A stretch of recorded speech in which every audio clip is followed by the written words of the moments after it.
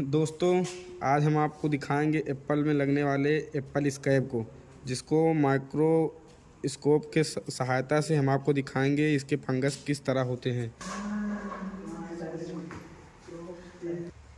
दोस्तों, ये Apple scab है जिसे वेंचूरिया इनेकोलिस के नाम से जाना जाता है, जो कि सेब में लगने वाला सबसे खतरनाक डिजीज़ है।